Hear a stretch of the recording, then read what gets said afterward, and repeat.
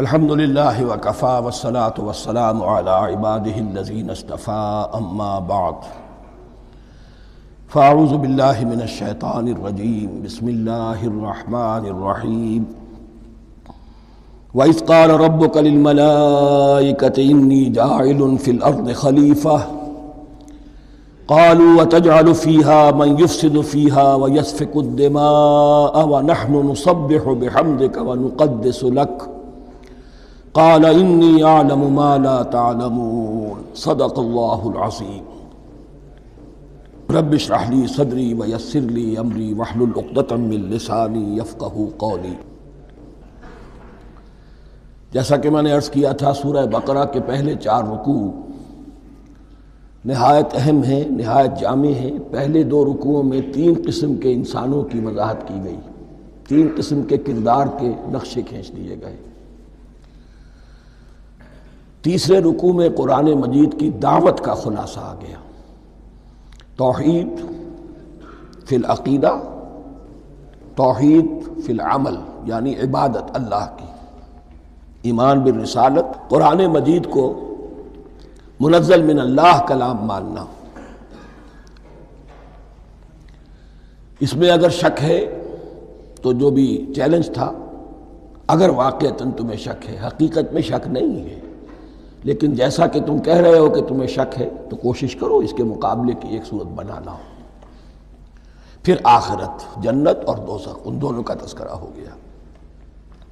پھر ایک خاص مسئلہ جو قرآن مجید کے اسلوب پر اعتراض کی شکل میں آیا کہ اس میں مچھر جیسی حقیر شے کا بھی تذکرہ ہے، اس کی حکمت بیان کر دی گئی کہ تشبیہ اور تمثیل میں ظاہر بات ہے کہ ممثل لہو اور ممثل بہی میں مناسبت چاہیے۔ جس چیز کے لیے تمثیل بیان کی جا رہی ہے، جس شے سے تمثیل بیان کی جا رہی، ان میں مناسبت ہونی چاہیے، اس میں عظیم یا حقیر کا کوئی سوال نہیں۔ پھر یہ بات کہ جن لوگوں کے دلوں میں زیغ ہے، کجی ہے، وہ اس قرآن سے بھی ان کی ضلالت میں، گمراہی میں اضافہ ہوگا۔ جو لوگ طالب حق ہیں ان کو یہ قرآن مجید ہدایت دے گا، اور کن کو اللہ گمراہ کرتا ہے؟ جو سرکش ہے، جو نمبر 1 اللہ سے جو عہد کر کے دنیا میں آئے تھے اس کی خلاف ورزی کر رہے ہیں اور صلہ رحمی کے بجائے قطع رحمی کرتے ہیں۔ اس کے بعد ایک بہت اہم فلسفیانہ بات آ گئی، اور اسی کے ضمن میں میں نے اصل میں یہ ساری بات دہرائی ہے۔ میں نے کہا تھا کہ یہ بات واضح ہوگی آگے جا کر سورہ غافر میں۔ پھر ذہن میں لائیے کہ جب یہ صورت نازل ہوئی ہے، سورہ غافر نازل ہو چکی تھی، لہذا یہاں اجمالی تذکرہ ہے، وہاں تفصیلی تذکرہ ہے۔ اہل جہنم کا قول نقل ہوا ہے، ربنا امتنا اثنتین واحییتنا اثنتین فاعترفنا بذنوبنا فہل الی خروج من سبیل۔ اے اللہ، تو نے 2 مرتبہ ہم پر موت وارد کی، 2 مرتبہ ہمیں زندہ کیا، اب ہم نے اپنے قصور تسلیم کر لیے، تو اب یہاں سے بھی کوئی اور مرحلہ ہے یا نہیں؟ یہاں سے نکلنے کا بھی کوئی راستہ ہے یا نہیں؟ اس سے حقیقت یہ واضح ہوئی، انسان کی تخلیق اول ہوئی عالم ارواح میں، صرف ارواح کی حیثیت سے، اور حدیث میں آتا ہے الارواح جنود مجندہ، لشکروں کی شکل، تمام انسان۔ ان سے عہد لیا گیا الست بربکم قالوا بلی، پھر سلا دیا گیا ارواح کو۔ یہ گویا کہ پہلی موت تھی جو ہم گزار آئے۔ پھر عالم خلق کا مرحلہ آیا۔ عالم خلق میں یہ تناسل کے ذریعے سے رحم مادر میں جب ایک جنین تیار ہوتا ہے تو ایک حدیث ہے حضرت عبداللہ ابن مسعود سے، 4 مہینے کا جب جنین ہو جاتا ہے تو اس کے بعد وہ روح لا کر اس میں پھونک دی جاتی ہے۔ یہ گویا کہ احیاء اولا ہو گیا، پہلی مرتبہ کا زندہ کیا جانا، پہلی موت کی نیند سے جگا دیا گیا۔ اے تازہ واردان بساط ہوائے دل، اب ہم اس دنیا میں اس جسد کے ساتھ زندہ ہوئے، اب پھر موت آئے گی، جسد یہی چلا جائے گا جہاں سے آیا تھا، روح جہاں سے آئی تھی وہاں واپس جائے گی۔ ثم یمیتکم ثم یحییکم ثم الیہ ترجعون، پھر تمہیں اللہ کی طرف لوٹا دیا جائے گا۔ یہ ہے بہت گہرا نقطہ، فلسفہ دین کا۔ اس کے بعد مضمون شروع ہو رہا ہے خلافت کا، جس کا اجمالی جو ہے تذکرہ تیسرے رکوع کی آخری آیت میں آ گیا۔ هو الذی خلق لکم ما فی الارض جمیعا، زمین میں جو کچھ ہے اے انسانوں تمہارے لیے پیدا کیا گیا۔ اسی کے ساتھ جڑتا ہوا مضمون اب خلافت کا آ رہا ہے۔ وَإِذْ قَالَ رَبُّكَ لِلْمَلَائِكَةِ إِنِّي جَاعِلٌ فِي الْأَرْضِ خَلِيفَةً، اور یاد کرو جب کہ کہا تھا تمہارے رب نے فرشتوں سے میں بنانے والا ہوں زمین میں ایک خلیفہ۔ اب خلیفہ کی حقیقت کو سمجھیے، خلیفہ کسے کہتے ہیں؟ نائب۔ عام طور پر لوگوں کو مغالطہ ہوتا ہے کہ خلیفہ جانشین جو ہے وہ تو کسی کے موت کے بعد ہوتا ہے، زندگی میں تو نہیں ہوتا۔ لیکن یہاں اصل میں ہمارے لیے بہت آسان ہے، انسان کی جو اصل حقیقت ہے اس دنیا میں اس کو سمجھنے کے لیے یوں سمجھیے کہ ہم آج سے 50 سال پہلے انگریز کے غلام تھے۔ ہمارا بادشاہ یا ملکہ انگلستان میں تھا یا تھی، دہلی میں وائس رائے ہوتا تھا۔ وائس رائے کا کام کیا ہے؟ جو حکم آیا ہے his master his majesty's government کا یا ہر میجسٹیز گورنمنٹ کا جو حکم آیا ہے بلا چون و چرا بغیر کسی تغیر اور تبدل کے نافذ کرے۔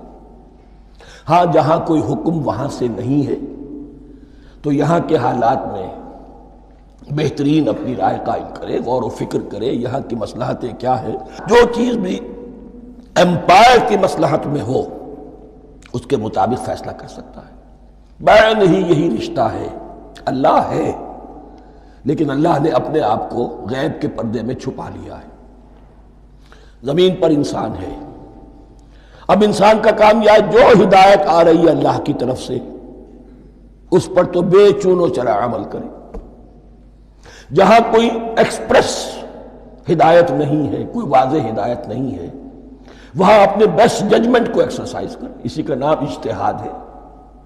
غور و فکر کرے، سوچے، اور جو بات روح دین کے زیادہ سے زیادہ مطابقت رکھنے والی ہو اس کو اختیار کر لے۔ بین ہی یہی رشتہ ہے در حقیقت، رشتہ خلافت کہ جو اللہ اور انسان کے مابین ہے۔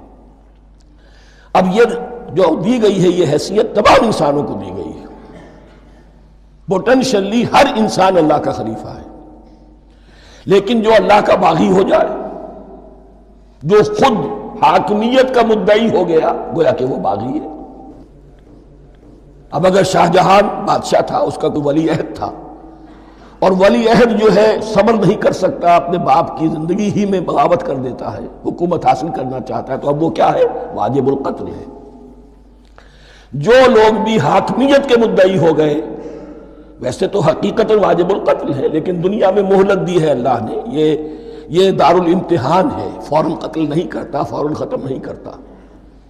وَلَوْلَا كَلِمَةٌ سَبَقَتْ مِن رَبِّكَ إِلَىٰ أَجَلٍ مُّسَمًّى لَقُضِيَ بَيْنَهُمْ، اگر یہ پہلے بات طے نہ ہو چکی ہوتی، ایک وقت معین تک کے لیے انہیں مہلت اللہ نے نہ دی ہوتی تو اللہ فیصلہ چکا دیتا، لیکن مہلت دی ہے۔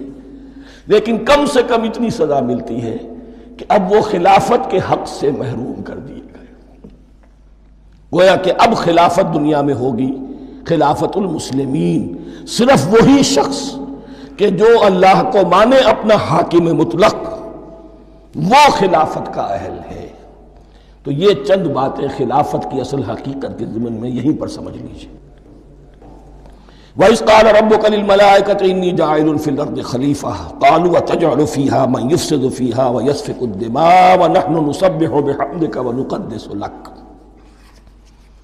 اور یاد کرو جب کہ تمہارے رب نے کہا تھا فرشتوں سے کہ میں زمین میں خلیفہ بنانے والا ہوں، تو انہوں نے کہا کہ کیا تو بنائے گا اس میں جو فساد مچائے گا اس میں اور خوریزی کرے گا۔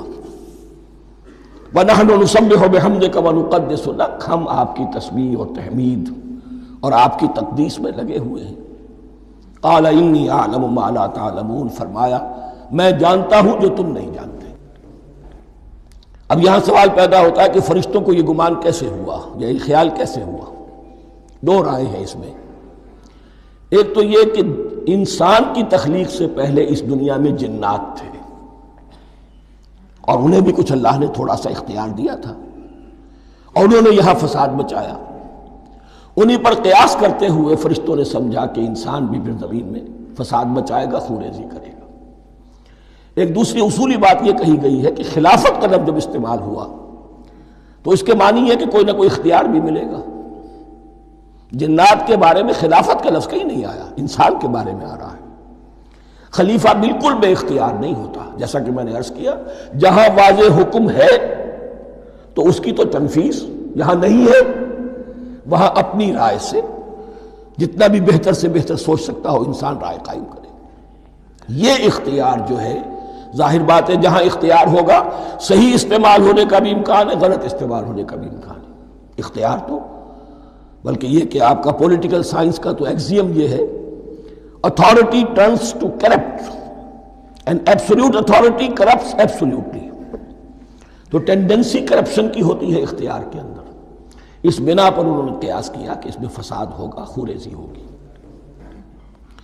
اللہ تعالیٰ نے فرمایا اپنی حکمتوں سے میں خود واقف ہوں، میں کیوں بنا رہا ہوں یہ میں جانتا ہوں، تم نہیں جانتے۔ وَعَلَّمَ آدَمَ الْأَسْمَاءَ كُلَّهَا، اور اللہ نے سکھا دیے آدم کو تمام کے تمام نام۔ اب اس میں بھی ایک رائے تو یہ ہے، بلکہ اس میں تقریباً اجماع ہے مفسرین کا، کہ اس سے مراد ہے تمام اشیاء کے نام، اور تمام اشیاء کے نام سے مراد ہے ان کی حقیقت کا علم۔ ہیومن نالج جو ہے، اگر آپ اس کا تجزیہ کریں گے تو وہ یہی ہے کہ انسان ایک چیز کو پہچانتا ہے، پھر اس کے لیے ایک نام رکھتا ہے یا کوئی ٹرم اس کے لیے قائم کرتا ہے۔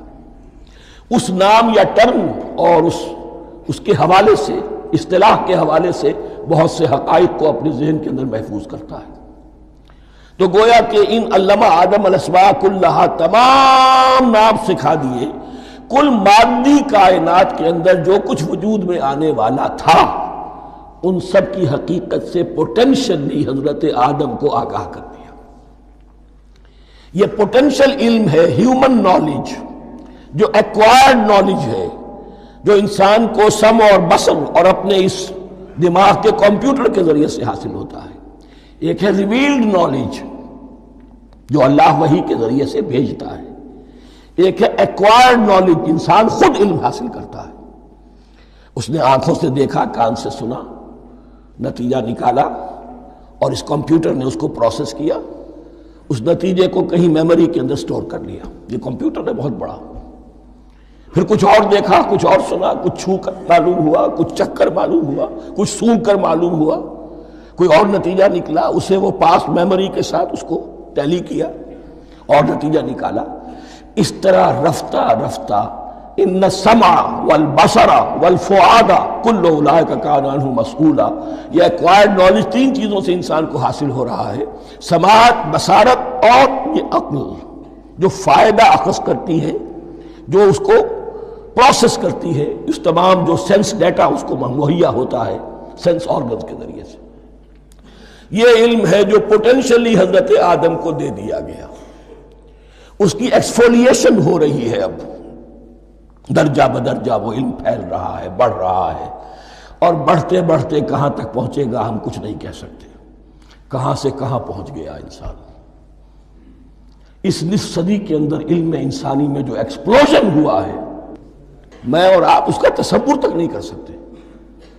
اکثر بڑے بڑے جو سائنسدان ہیں انہیں تصور نہیں ہے، اس لیے کہ ایک شخص اپنی لائن فزکس کے بارے میں جانتا ہے کیا کچھ ہو گیا، یا فزکس کی بھی کسی شاخ کے بارے میں جانتا ہے، باقی دوسری جو لائن ہے اسے کچھ پتہ نہیں۔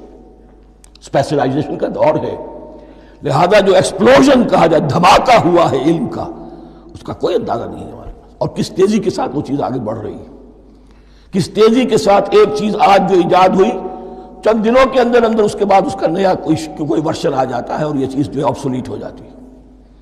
کمیونیکیشن کے اندر جو انقلاب عظیم برپا ہوا ہے، تو آپ یہ سمجھیے کہ اقبال نے جو شعر کبھی کہا تھا کہ عروج آدم خاکی سے انجم سہمے جاتے ہیں، کہ یہ ٹوٹا ہوا تارا مہ کامل نہ بن جائے۔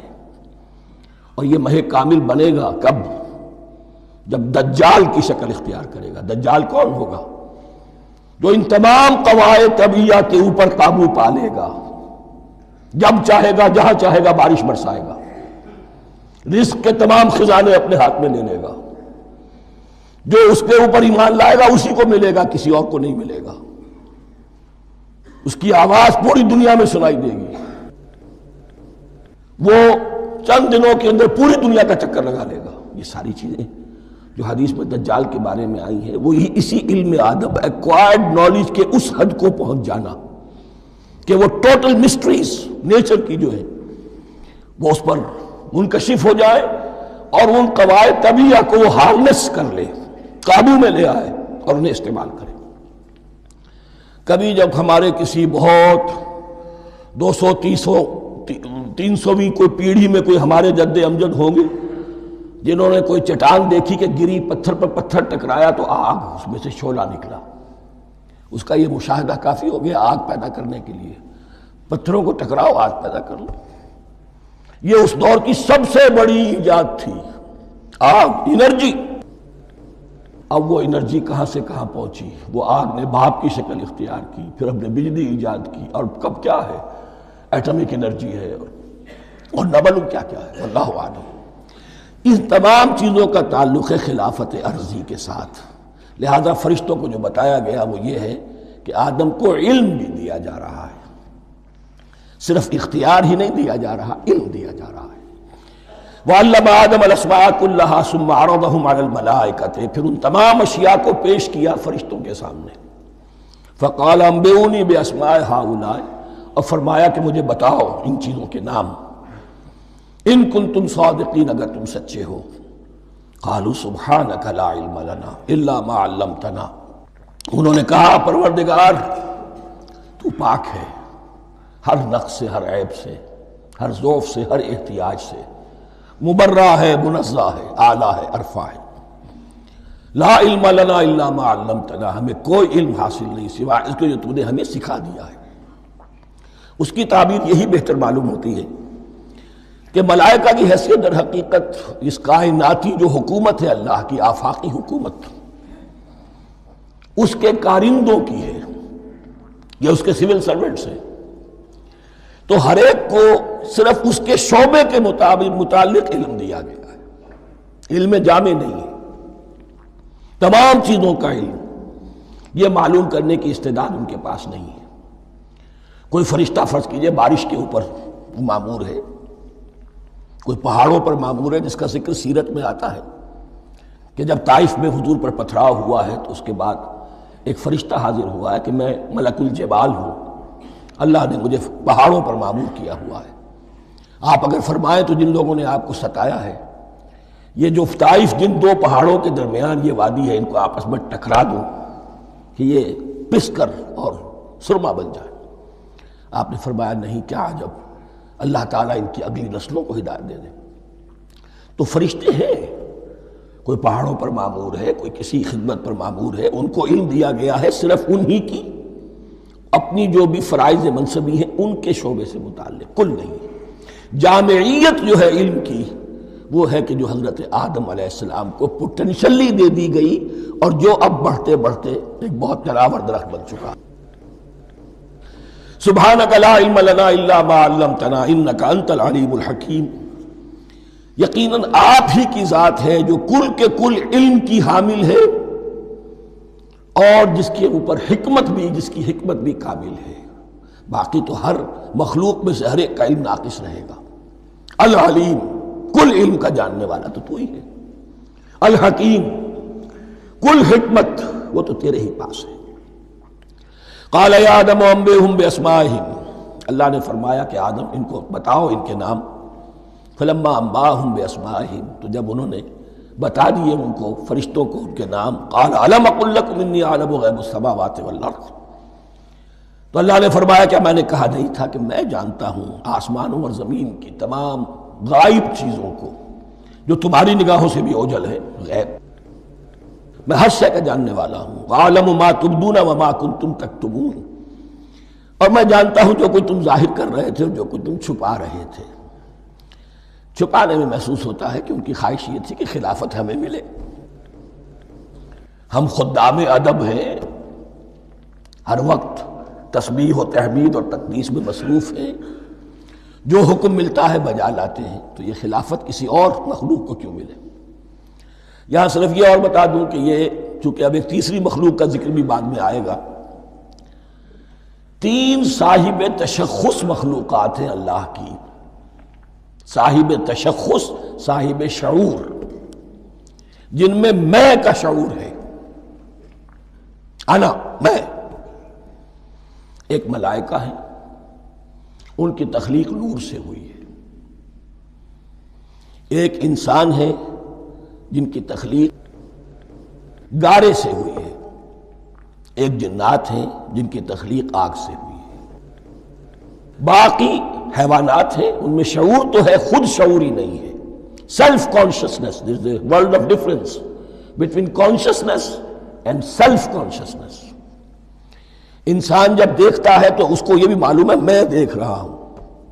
کتا بلہ دیکھتا ہے، اسے یہ اندازہ نہیں ہوتا کہ میں دیکھ رہا ہوں، دیکھنے کا ایک نتیجہ ہے جو نکل آتا ہے، لیکن میں کا وجود نہیں ہے۔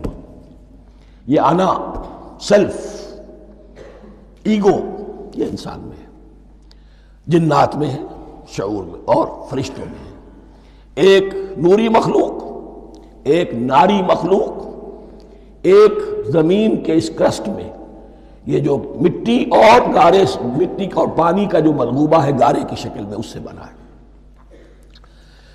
قال يا آدم انبئهم باسمائهم فلما انباهم باسمائهم قال الم اقل لكم اني اعلم غيب السماوات والارض واعلم ما تبدون وما كنتم تكتمون واذ قلنا للملائكه اسجدوا لآدم فسجدوا الا ابلیس۔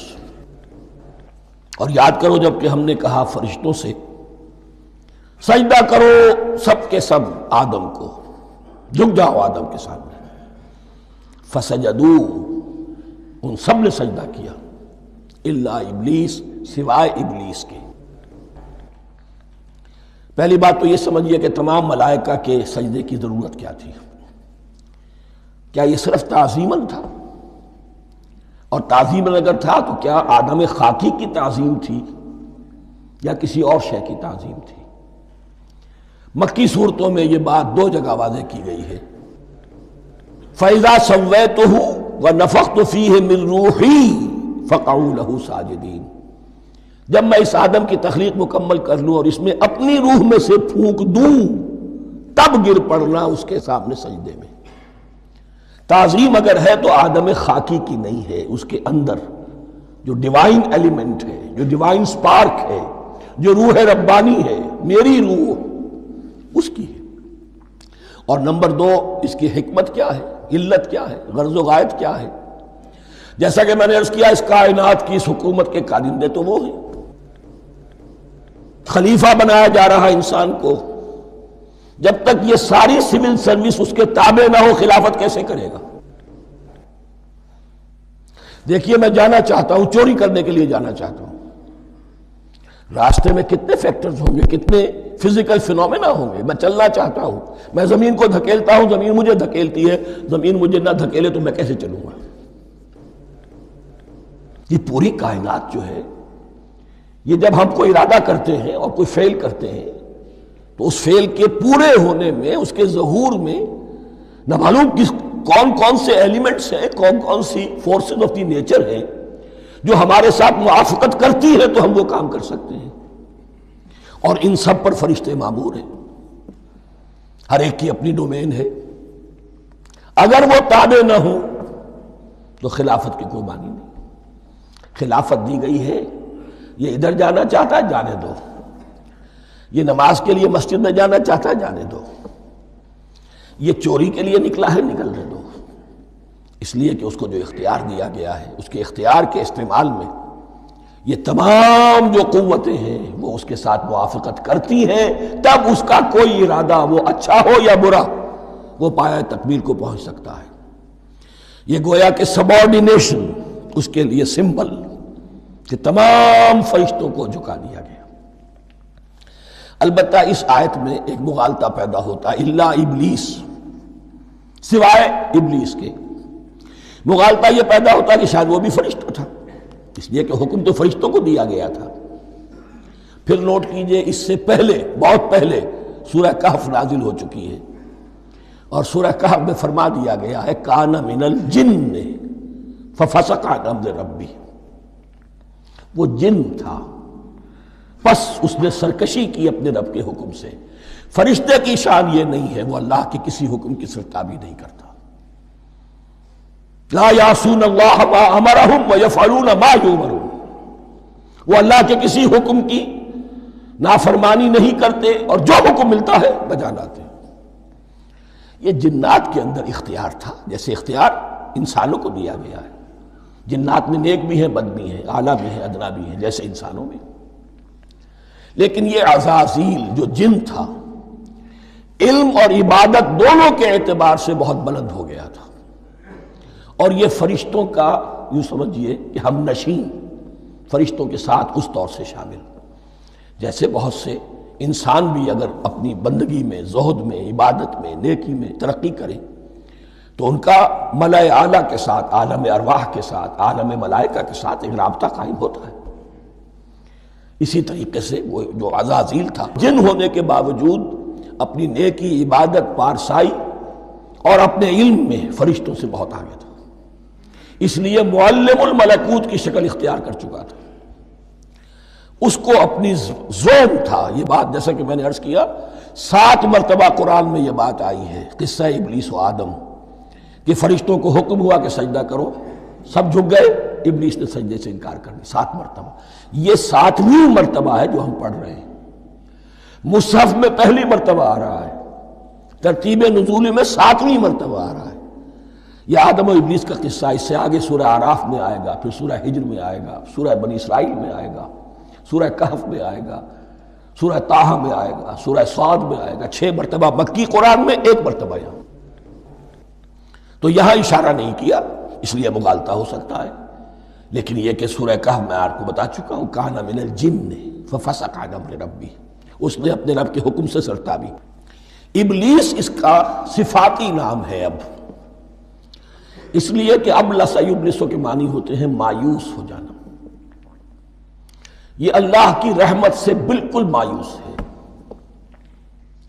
اور مایوس جو ہو جائے وہ شیطان ہو جاتا ہے۔ اب میرا تو چھٹکارا نہیں ہے، جتنوں کو برباد کر سکوں کروں، میری تو عاقبت خراب ہو چکی ہے، جتنوں کو اپنے ساتھ، ہم تو ڈوبے ہیں سنم، تم کو بھی لے ڈوبیں گے۔ اب وہ شیطان اس معنی میں کہ انسان کی عداوت اس کی گھٹی میں پڑ گئی، اس نے اللہ سے پھر اجازت بھی لی کہ مجھے مہلت دے دے، یوم یبعثون، قیامت تک کے دن کے لیے، تو میں ثابت کر دوں گا کہ یہ آدم اس رتبے کا حقدار نہ تھا، مستحق نہ تھا جو اسے دیا گیا۔ انا خیر منہ، میں اس سے بہتر ہوں، خلقتنی من نار وخلقتہ من طین، تو نے مجھے آگ سے بنایا، اسے گارے سے بنایا۔ لیکن یہ تکبر ہے در حقیقت کہ جس نے اسے راندہ درگاہ حق کر دیا۔ وَإِذْ قُلْنَا لِلْمَلَائِكَةِ اسْجُدُوا لِآدَمَ فَسَجَدُوا إِلَّا إِبْلِيسَ أَبَىٰ وَاسْتَكْبَرَ، ابا اس نے انکار کیا، واستکبر اور تکبر کیا، استکبار کیا، وَكَانَ مِنَ الْكَافِرِينَ۔ کانا عربی زبان میں 2 طرح کا ہوتا ہے، تامہ، ناقصہ۔ ایک معنی یہ ہو سکتے ہیں کہ ہو گیا، اب اپنے اس استکبار اور انکار کی وجہ سے کانا من الکافرین، وہ کافروں میں سے ہو گیا۔ ایک کانا تامہ ہوتا تھا ہی کافروں میں سے، یعنی اس کے اندر سرکشی چھپی ہوئی تھی، اب ظاہر ہو گئی۔ یہ معاملہ ہوتا ہے، کسی شخص کی بدنیتی اس کے اوپر پردے پڑے رہتے ہیں نیکی کے، زہد کے، کسی خاص وقت میں آ کر وہ ننگا ہو جاتا ہے، اور جو اس کے اندر تھا اصل، اس کی حقیقت، وہ سامنے آ جاتی ہے۔ اس کا امکان ہے، تو دونوں معنی اس کے ہو سکتے ہیں۔ وَقُلْنَا يَا آدَمُ اسْكُنْ أَنْتَ وَزَوْجُكَ الْجَنَّةَ، اور ہم نے کہا کہ اے آدم رہو تم اور تمہاری بیوی جنت میں۔ اب یہ جنت کون سی ہے؟ اکثر حضرات کے نام کر کے نزدیک یہ جنت کہیں آسمان ہی میں تھی، آسمان ہی میں حضرت آدم کی تخلیق ہوئی۔ البتہ یہ سب مانتے ہیں کہ ایک وہ جنت الفردوس جو ہے، جس میں جانے کے بعد پھر واپس نکلنے کا کوئی امکان نہیں، یہ وہ جنت نہیں ہے جس میں کہ آخرت میں لوگوں کو جا کر داخل ہونا ہے، اس میں داخل ہونے والے کے نکلنے کا کوئی امکان نہیں۔ ایک رائے یہ بھی ہے، میرا رجحان اس رائے کی طرف ہے، تخلیق آدم اسی زمین پر ہوئی ہے، وہ جن مراحل سے گزری ہے تخلیق وہ ایک علیحدہ مسئلہ ہے۔ بایولوجی اور وحی دونوں اس پر متفق ہیں کہ مٹی سے، کرسٹ آف دی ارتھ سے انسان بنا ہے، اس پر اتفاق ہے، قرآن کا بھی اور بایولوجی کا بھی، جدید علم الحیوانات کا بھی، علم الحیات کا۔ سٹیجز کیا ہیں اس میں اختلاف ہو سکتا ہے، اس کو چھوڑ دیجئے، وہ اس وقت کا بحث نہیں۔ یہی کسی اونچے مقام پر کوئی سرسبز و شاداب علاقہ تھا جہاں حضرت آدم کو رکھا گیا، جہاں ہر طرح کے میوے تھے، ہر شے، لا تظمأ فیہا ولا تضحیٰ، نہ اس میں بھوک لگے گی، نہ دھوپ تمہیں ستائے گی، ہر طرح کی چیز تمہیں فراہم ہے۔ وہاں رکھے گئے ہیں صرف ایک ڈیمانسٹریشن کے لیے کہ انہیں نظر آ جائے کہ شیطان میرا دشمن ہے، وہ مجھے ورغلائے گا، طرح طرح سے میرے اندر وسوسہ اندازی کرے گا، میرے اور میری اولاد کے، صرف ایک ڈیمانسٹریشن۔ اس کی مثال یوں سمجھیے کہ سلیکشن تو ہو گیا، سی ایس پی گریڈ میں کوئی شخص آ گیا ہے، لیکن اب وہ سول سروس اکیڈمی میں رکھا جا رہا ہے۔ تو یہ کوئی اکیڈمی ہو سکتا ہے اسی زمین پر ہو، صرف بتانا یہ تھا کہ تمہیں معلوم ہو جائے کہ یہ شیطان تمہارا دشمن ہے، اس لیے کہ اس میں جو ایک لفظ حبوط کا آ رہا ہے، وہ حبوط صرف ایک ہی معنی میں نہیں ہوتا، دوسری معنی میں بھی ہے۔ واللہ عالم، یہ چیزیں پھر متشابہات میں رہیں گی، اس لیے ان کے بارے میں کوئی ایک رائے دوسری رائے، اس کے لیے ذہن سے، عقل سے بات کر کے ایک یا دوسری رائے اختیار کر سکتے ہیں۔ وَقُلْنَا يَا آدَمُ اسْكُنْ أَنْتَ وَزَوْجُكَ الْجَنَّةَ، اور ہم نے کہا کہ رہو اے آدم، تم بھی اور تمہاری بیوی بھی باغ میں، اس باغ میں، الجنہ، اس باغ میں، گویا کہ اشارہ کیا جا رہا۔ وَكُلَا مِنْهَا رَغَدًا حَيْثُ شِئْتُمْ، اور کھاؤ اس میں سے با فراغت جہاں سے چاہو، ہر طرح کا پھل ہے کھاؤ۔ وَلَا تَقْرَبَا هَٰذِهِ الشَّجَرَةَ، یہاں پہ اس درخت کا نام نہیں دیا گیا، اشارہ اس درخت کے قریب مت جانا۔ فَتَكُونَا مِنَ الظَّالِمِينَ، تو تم ظالموں میں سے ہو جاؤ گے، تم حد سے گزرنے والوں میں سے ہو جاؤ گے۔ اب اس کی بھی حکمت سمجھیے کہ چونکہ ڈیمانسٹریشن کرانی ہے کہ تمہیں کسی چیز سے، ہزار چیزیں مباح ہیں دنیا میں، چند چیزیں پینے کی حرام ہیں، اب تم اگر ان ہزار مباح چیزوں کو چھوڑ کر حرام چیز کو پیتے ہو تو یہ تمہارا اختیار ہوا، جبکہ اللہ تعالیٰ نے مباحات کا دائرہ بہت وسیع رکھا ہے۔ جس سے چاہو چند رشتے ہیں جو بیان کر دیے گئے، یہ حرام ہے، محرمات ہے، ابدیہ ہیں، ان سے تو شادی نہیں ہو سکتی، باقی کسی مسلمان عورت سے دنیا کے کسی کونے میں وہ شادی کر سکتے، کروڑوں کے آپشنز آپ کے لیے خالی کھلے ہیں، لیکن پھر بھی انسان شادی نہ کرے، زنا کرے، یہ گویا کہ اس کی اپنی خباثت نفس ہے۔ ایک نہیں، دو دو، تین تین، چار چار تک شادی کرو، اجازت ہے تمہیں۔ تو اس اعتبار سے مباحات، اب یہ پورا باغ تمہارے لیے مباح ہے، بس ایک درخت ہے، اس کے پاس نہ جانا، اور درخت کا نام لینے کی کوئی ضرورت نہیں، تو آزمائش تھی نا، صرف ایک آزمائش اور اس کی ڈیمانسٹریشن۔ فَأَزَلَّهُمَا الشَّيْطَانُ عَنْهَا، تو پھسلا دیا ان دونوں کو شیطان نے اس درخت کے بارے میں۔ اب وہ کس کس طریقے سے پھسلایا، یہ بھی جیسا کہ میں نے عرض کیا 6 مرتبہ چونکہ یہ قصہ آ چکا ہے، اس کی آپ کو سورہ طٰہٰ میں تفصیل ملے گی، کس کس طریقے سے پھسلایا اور اس بات کے لیے تیار کیا۔ فَأَخْرَجَهُمَا مِمَّا كَانَا فِيهِ، تو نکلوا دیا ان دونوں کو اس کیفیت میں سے جس میں کہ وہ تھے، وہ کیفیت کہ نہ کوئی مشقت ہے، نہ کوئی محنت ہے، اور انسان کو ہر طرح کا اچھے سے اچھا پھل مل رہا ہے، تمام ضروریات فراہم ہیں، خاص کوئی حلۂ جنت ہے جس کا کہ لباس بھی عطا کیا گیا ہے، لیکن ان کیفیات سے اب نکال کر، اب جسے آپ کہیں گے بٹر فیکٹس آف لائف، اچھا اب جاؤ، یہ ڈیمانسٹریشن کرنی تھی، ہو گئی، شیطان تمہارا دشمن ہے، تمہارا اور تمہاری نسل کا، شیطان لعین، اور وہ تمہیں پھسلائے گا جیسے آج پھسلایا ہے۔ تم آگاہ رہنا اس کی شرارتوں سے، ان الشیطان لکم عدو فاتخذوہ عدوا، یہ شیطان تمہارا دشمن ہے، اسے اپنا دشمن ہی سمجھو، لیکن یہ ہے کہ اگر کچھ لوگ اسے دوست بنا لیں، اس کے ایجنٹ بن جائیں، اس کے کارندے بن جائیں، یہ ان کا چوائس ہے جس کی سزا انہیں ملے گی۔ فَأَخْرَجَهُمَا مِمَّا كَانَا فِيهِ وَقُلْنَا اهْبِطُوا بَعْضُكُمْ لِبَعْضٍ عَدُوٌّ، اور ہم نے کہا اترو، تم سب ایک دوسرے کے دشمن ہوگے، اب یہ چونکہ جمع کا صیغہ آیا ہے، ایک دوسرے کے دشمن ہو گئے، تو ایک دشمنی تو شیطان اور آدم اور ذریت آدم کی ہے، ایک اور دشمنی بھی ہے جو انسان میں مرد اور عورت کے مابین ہے۔ عورت بھی پھسلاتی ہے، غلط راستے پر ڈالتی ہے، مرد عورتوں کو گمراہ کرتے ہیں، عورتیں مردوں کو گمراہ کرتی ہیں۔ قرآن مجید میں کہا گیا یا ایھا الذین آمنوا ان من ازواجکم واولادکم عدوا لکم فاحذروہم، اہل ایمان چوکنے رہو، چوکس رہو، تمہاری بیویوں اور اولاد میں سے تمہارے دشمن ہیں، بچ کر رہو، کیپ الرٹ، کہیں ان کی محبت تمہیں راہ حق سے منحرف نہ کر دے۔ تم ایک اچھا کام کرنا چاہتے ہو، بیوی رکاوٹ بن گئی، بیوی کو اچھا کام کرنا چاہتی، شوہر رکاوٹ بن گیا، تو یہ محبت نہیں ہے، یہ عداوت ہے۔ اس حوالے سے بعضکم لبعض عدو ولکم فی الارض مستقر ومتاع الی حین، اور تمہارے لیے اب زمین میں مستقر ہے، جائے قیام ہے اور متاع ہے، ضرورت کی چیزیں ہیں ہم نے فراہم کر دی ہیں، الی حین، لیکن ایک وقت معین تک کے لیے، یہ ابدی نہیں ہے، ایک وقت آئے گا یہ بساط ہم لپیٹ دیں گے۔ یوم نطوی السماء کطی السجل للکتب، جس دن کہ ہم تمام فضاؤں کو اور تمام خلاؤں کو، تمام آسمانوں کو اس طرح لپیٹ لیں گے جیسے کتابوں کا تمار لپیٹ لیا جاتا ہے۔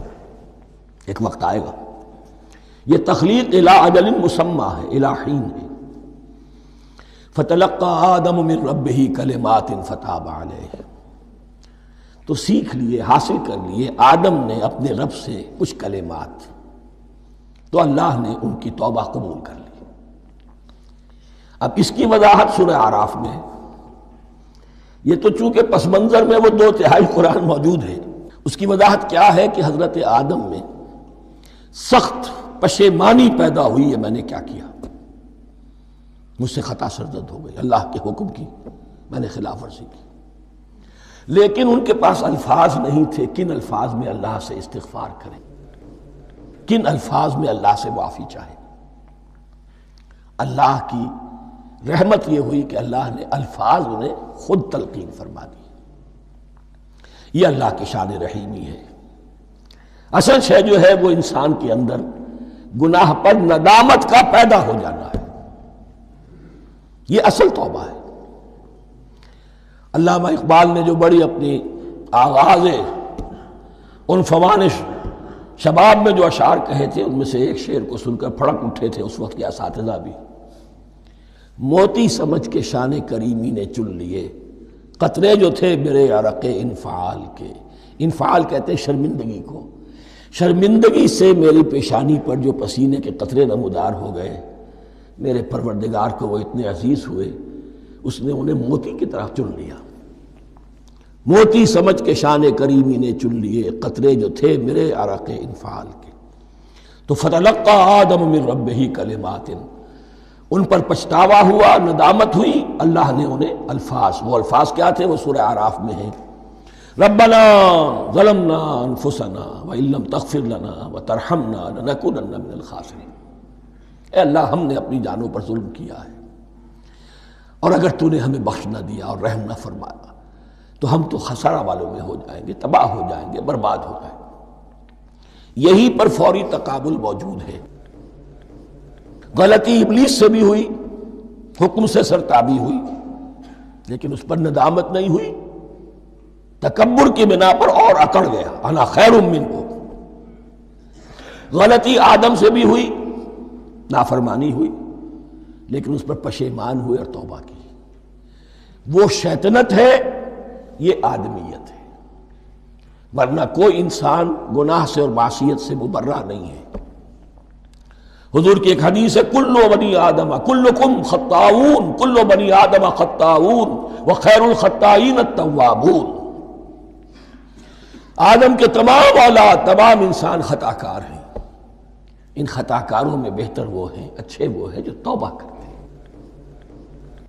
تو یہاں حضرت آدم سے غلطی ہوئی، انہوں نے توبہ کی، پشیمانی ہوئی، ندامت ہوئی، اس نے کی اور اس پر جم گیا، اصرار کیا. فتلقى آدم من ربه کلمات فتاب علیہ انہ هو التواب الرحیم.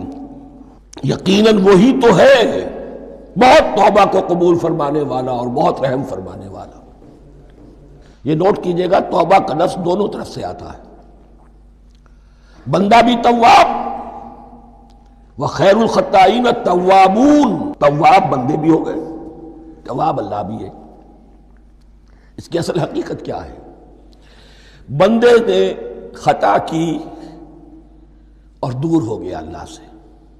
اللہ نے اپنی رحمت کی نگاہ اس سے پھیر لی. بندے نے توبہ کی، اللہ پھر اپنی رحمت کے ساتھ اس کی طرف متوجہ ہو گیا. توبہ کے معنی پلٹنا. بندہ معصیت سے توبہ کر کے اپنی اصلاح کی طرف، بندگی کی طرف، اطاعت کی طرف پلٹ آیا. اللہ نے جو اپنی نظر رحمت پھیر لی تھی، اللہ نے پھر وہی اپنی شان غفاری اور رحیمی کے ساتھ بندے کی طرف توجہ فرما لی. جس کے لیے حدیث میں الفاظ آتے ہیں تم اگر میری طرف بالشت بھراؤ گے میں ہاتھ بھراؤں گا، تم اگر چل کر آؤ گے میں دوڑ کر آؤں گا. ہم تو مائل بکرم ہیں کوئی سائل ہی نہیں، راہ دکھلائیں کسے رہنم منزل ہی نہیں. وہ تو تواب ہے. بس فرق یہ ہے کہ تابہ بندے کے لیے ہوگا تو الہ ہوگا، تابہ الہ، انی تبت الیک. اور جب اللہ کی طرف سے ہوگا تابہ علیہ، وہ اعلیٰ ہوگا، اس پر توبہ کی. یعنی اللہ کی بلند شان ہے تو انسان توبہ کرتا ہے تو اس کی طرف توبہ کرتا ہے. اللہ کی شان کیا ہے؟ وہ توبہ کرتا ہے تو بندے پر اعلیٰ. فتاب علیہ انہ هو التواب الرحیم. قلنا اہبطوا منہا جمیعا. ہم نے کہہ دیا اتر جاؤ اس سے اب تم سب کے سب. فَإِمَّا يَأْتِيَنَّكُم مِّنِّي هُدًى. اب یہاں لفظ آیا اہبطوا، یہاں بھی پہلے بھی آیا ہے. جو حضرات یہ سمجھتے ہیں کہ تخلیق آدم آسمانوں پر ہوئی ہے اور جنت بھی وہ آسمان میں ہے جہاں رکھے گئے تھے، آزمائشی یا ٹریننگ یا ڈیمانسٹریشن والی جنت، وہ یہاں حبوط کا ترجمہ کریں گے کہ آسمان سے زمین پر اترنے کا حکم دیا گیا. جو لوگ سمجھتے ہیں یہی کسی بلند مقام پر تھے، وہ کہتے ہیں کہ نیچے اترو، کسی بڑی اونچی سطح مرتفع پر اگر کوئی جگہ تھی تو اب نیچے اترو اور جاؤ، اب تمہیں زمین میں ہل چلانا پڑے گا اب روٹی حاصل کرنے کے لیے. یہ جو نعمتوں کے دسترخوان یہاں بچھے ہوئے تھے یہ اب تمہارے لیے نہیں ہے. اس کے لیے اس معنی میں اس لفظ کا استعمال جو ہے وہ آ جائے گا آگے چل کر اسی سورہ بقرہ کے اندر، کہ اس معنی میں بھی سورہ بقرہ کے 7ویں رکوع میں یہ لفظ استعمال ہوا ہے. تو امکان اس کا بھی ہے. بس اس سے آگے ادھر یا ادھر کی زیادہ بحث کرنے کا یہ موقع دورہ ترجمہ قرآن میں نہیں ہے.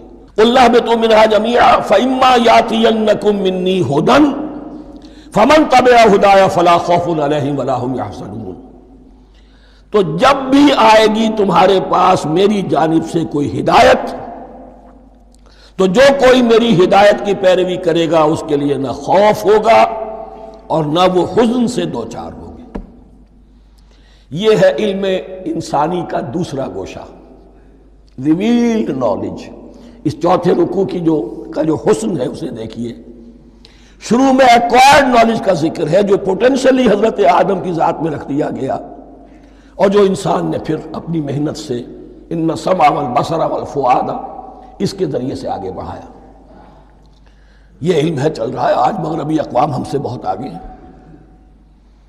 کبھی ایک زمانے میں مسلمان آگے نکل گئے تھے، لیکن ظاہر بات ہے کہ اس دنیا میں عروج تو انہی کو ہوگا جو ان چیزوں میں سب سے زیادہ جس کی آگہی حاصل ہوگی.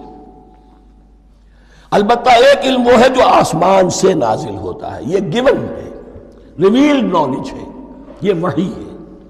فَإِمَّا يَأْتِيَنَّكُم مِّنِّي هُدًى. تمہارے مقام خلافت کا تقاضا یہ ہے جو احکام ہمارے آئے، جو ہدایات ہم بھیجیں ان کو تو پوری طریقے سے اس کی پیروی کرو. فَمَن تَبِعَ هُدَايَ. تو جو کوئی بھی میری ہدایت کی پیروی کرے گا فَلَا خَوْفٌ عَلَيْهِمْ وَلَا هُمْ يَحْزَنُونَ. وَالَّذِينَ كَفَرُوا. اور جو ناشکری کریں گے، کفر کریں گے، انکار کریں گے، وَكَذَّبُوا بِآيَاتِنَا. اور ہماری آیات کو جھٹلائیں گے، فَأُولَٰئِكَ أَصْحَابُ النَّارِ هُمْ فِيهَا خَالِدُونَ. تو وہ جہنمی ہوں گے، آگ والے ہوں گے، اس میں ہمیشہ رہیں گے. یہ ہے گویا کہ چارٹر، اس نوع انسانی کو جو ابدی چارٹر اللہ نے دیا ہے، جبکہ زمین کا چارج دے دیا گیا خلیفہ کی حیثیت سے۔ یہاں یہ 4 رکوع جو ہے سورہ بقرہ کے، جو میں نے عرض کیا تھا، قرآن کی دعوت، قرآن کا بنیادی فلسفہ، اس پر یہ جام ہے، اور یہ مکی صورتوں کے مضامین کا خلاصہ۔ اب یہاں سے شروع ہو رہا ہے 5ویں رکوع سے مسلسل 10 رکوع، مسلسل خطاب ہے بنی اسرائیل سے۔ البتہ ان میں ایک تقسیم ہے، پہلے رکوع میں دعوت ہے۔ دعوت جب ہوتی ہے تو آمادہ کرنا، تشویق، ترغیب، دلجوئی، نرمی، یہ دعوت کے اجزاء لا ينفک ہے، اس کے بغیر دعوت مؤثر نہیں ہوتی۔ لہذا ان 7 آیات میں یہ یوں سمجھیے کہ ان 10 رکوعوں کے لیے یہ بمنزلہ فاتحہ ہے۔ جیسے سورہ فاتحہ 7 آیتوں کی، ایسے ہی اس دعوت سابقہ امت مسلمہ کو دعوت دی جا رہی ہے۔ تو کس طرح دی جا رہی ہے؟ یہ کون تھے؟ یہ بھی مسلمان ہی تو تھے نا، کافر تو ہو گئے حضور کا انکار کر کے، ورنہ وہ موسیٰ کے ماننے والے، شریعت ان کے پاس، بڑے بڑے علماء ان میں، علم کا چرچا ان میں، سب کچھ تھا، ان کو دعوت دی جا رہی ہے۔ لیکن میں اس لیے آپ کو چاہتا ہوں، اس کو توجہ دلا رہا ہوں، آج اگر مسلمانوں میں جو غافل ہو گئے، اپنی حقیقت کو بھول گئے، اپنے فرض منصبی سے غافل ہو گئے، دنیا کے اور قوموں کی طرح کی ایک قوم بن کر رہ گئے، اگر کوئی ایک داعی گروہ کھڑا ہو، کوئی جماعت، کوئی فرد، اور اس سے جماعت بنے، تو ظاہر بات ہے سب سے پہلے اسے اسی امت کو دعوت دینی ہوگی، اس لیے کہ دنیا تو اسلام کو پہچانے گی اس امت کے حوالے سے۔ فزیشن ہیل تھائی سیلف، پہلے یہ تو ٹھیک ہو، یہ کہیں پر صحیح اسلام کا نمونہ پیش کرے تو دنیا کو دعوت دے سکو گے، آؤ دیکھو یہ ہے اسلام۔ اس لیے ان کو جو دعوت دینے کا اسلوب ہونا چاہیے وہ عکس ہوگا اس اسلوب کا جو ان 7 آیات میں ہمارے سامنے آ رہا ہے۔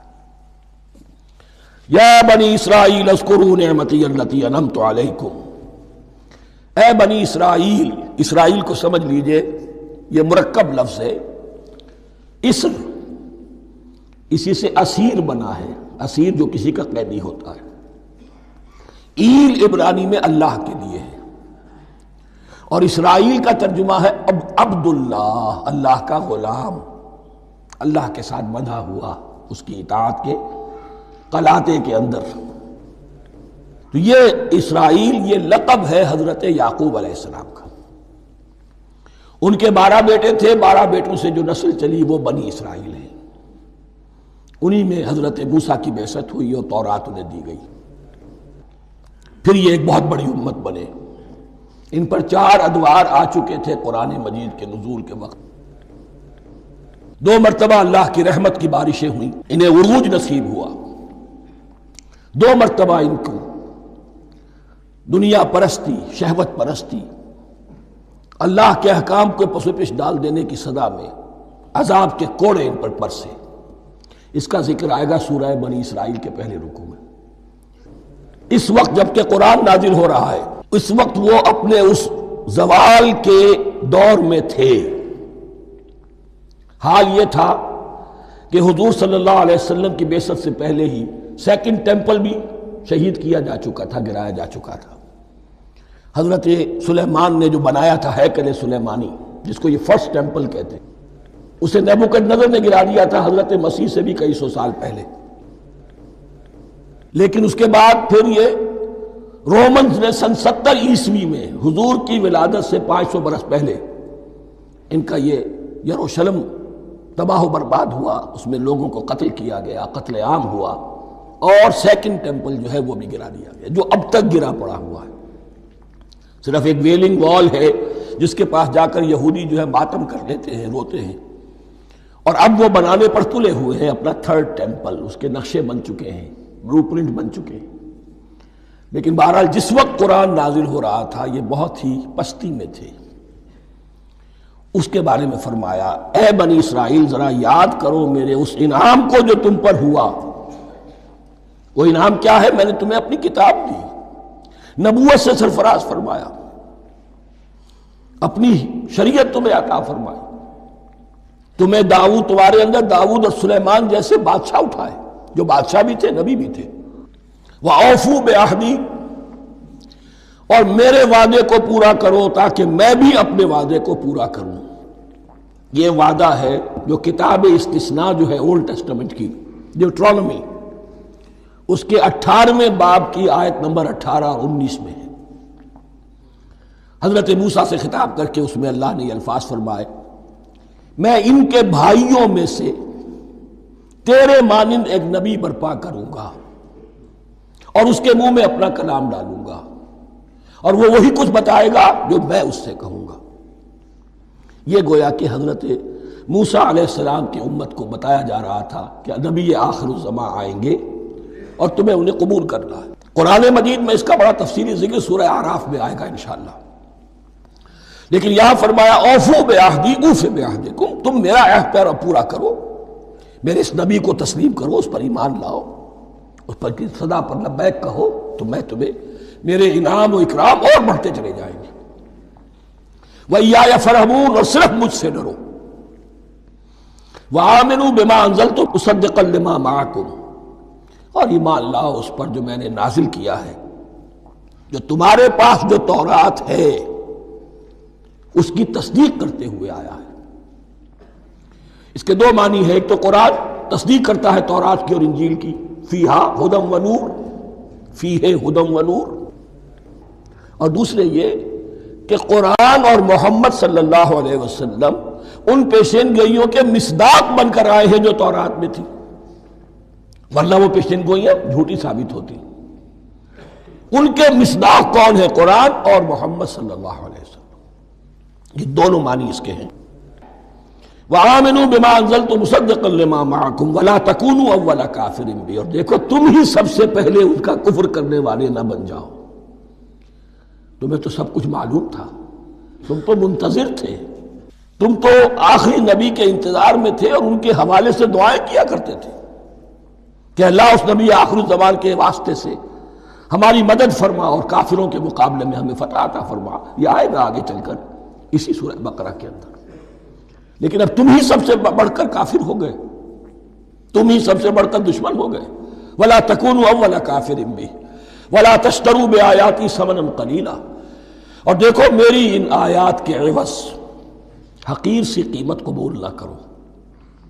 یہ آیات الہیہ ہیں، ان کو رد کر رہے ہو، کس لیے؟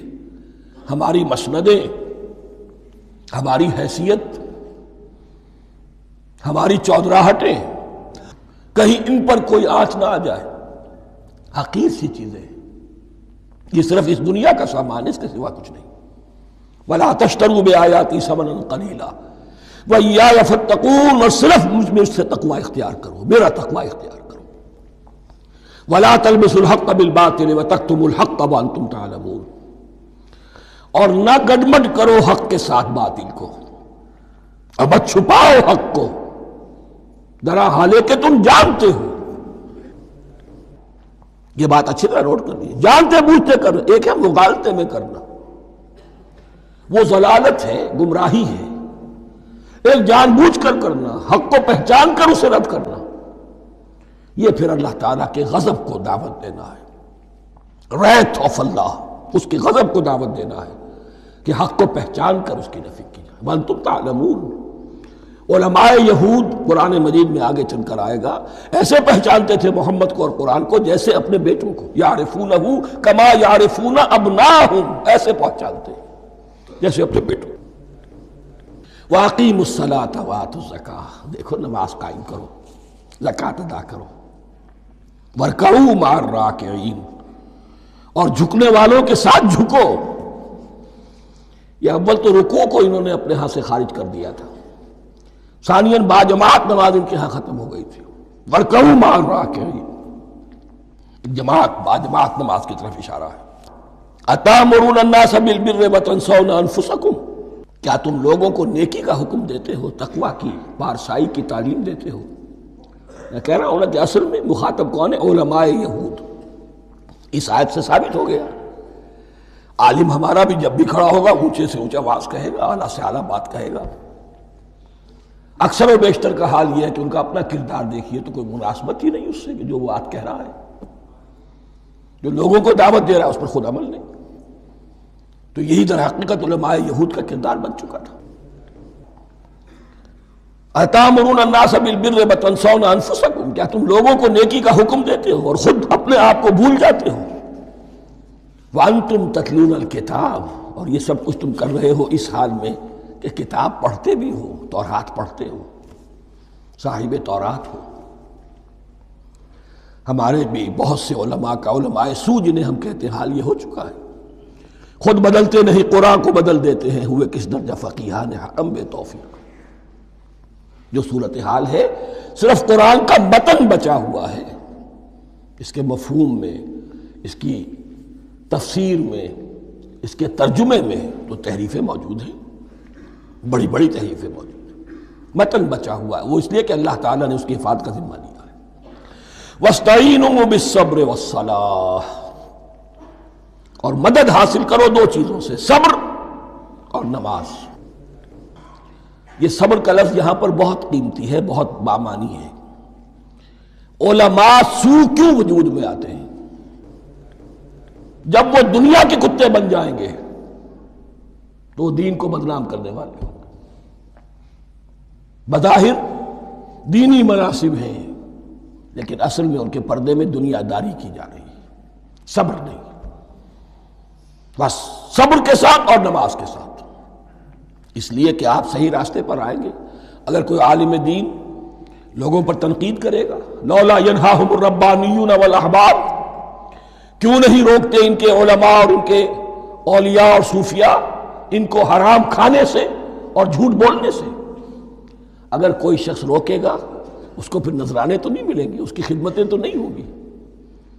اگر تو دنیا میں صبر اختیار کرنا ہے تب تو آپ حق بات کہہ سکتے ہیں، اور اگر دنیاوی ایمبیشنز ہیں تو پھر آپ کو کہیں نہ کہیں کمپرومائز کرنا پڑے گا۔ وَاسْتَعِینُوا بِالصَّبْرِ وَالصَّلَاةِ، صبر اور نماز۔ وَإِنَّهَا لَكَبِیرَةٌ، اور یقیناً یہ بہت بھاری شے ہے، بہت بھاری شے ہے۔ عام طور پر خیال یہ ہے کہ انہا کی ضمیر صرف صلاۃ کی طرف جاتی ہے، نماز بہت بھاری ہے۔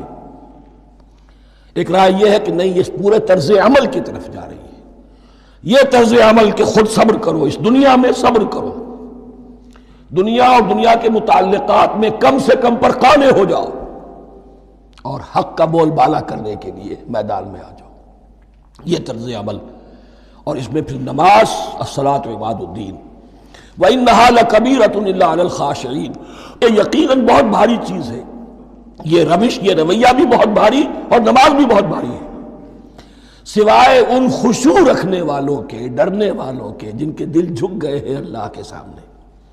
الذین یظنون انہم ملاقو ربہم، جنہیں یہ یقین ہے کہ انہیں اپنے رب سے ملاقات کرنی ہے، جیسا کہ میں نے شروع میں توجہ دلائی تھی، وبالآخرۃ ہم یوقنون، یہ ایمان بالآخرت ہے جو انسان کو سیدھا رکھتا ہے عمل کے میدان میں۔